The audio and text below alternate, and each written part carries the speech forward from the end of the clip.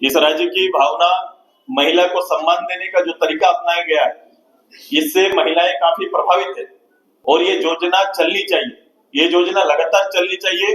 उनका किया हुआ प्रॉमिस, किसानों को किया हुआ प्रॉमिस कि 3200 रुपया में धान उठाव होगा, अभी सभी केंद्रों का उद्घाटन माननीय लोग कर रहे हैं।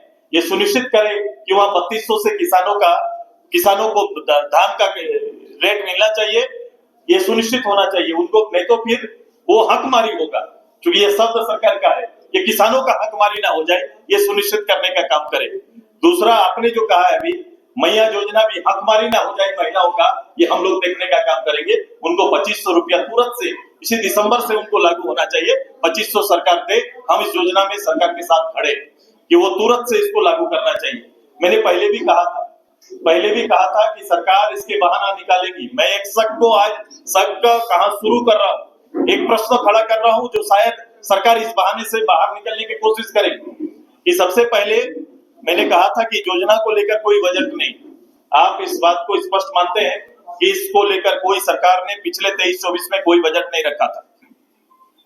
दूसरा, इस योजना को किनको दिया जाएगा, ये प्रावधान क्या होगा, उसका नियम क्या होगा, सरकार ने नहीं बनाए थे, इसीलिए तो सरकार बाद में नियम बना रही। पहले पैसा भेजे हैं, फिर सरकार नियम बनाती है, फिर अभी कह रही कि इनको मिल सकता है, इनको नहीं मिल सकता है। अगर ये नियत, तो फिर इस नियत को क्या कहा जाए?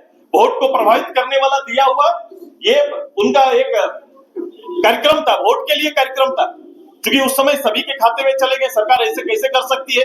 बिना नियम बनाए हुए लोगों के खाते में पैसा कैसे भेज दी? अगर सरकार के संज्ञान में ये नहीं था, तो अगर किसी ने गुस्ताखी की है तो उसके खिलाफ में सरकार क्या कार्रवाई करने जा रही है क्या? यह जिम्मेदारी लेना पड़ेगा, और इस जिम्मेदारी मैं जानता हूं ये किसके लिए हुआ। और सरकार, मैं कह रहा हूं, जिस बात का मुझे डर है, मैया योजना में सरकार ही कहीं और सरकार के लोग, सरकार ही लोगों को अदालत में भेज दे, ऐसा शंकाएं हैं मेरी, ऐसा शक है मेरा कि भेज न दे और फिर कहे कि भाई अदालत का निर्णय ऐसा आ गया इसलिए मैं आगे नहीं कर सकता।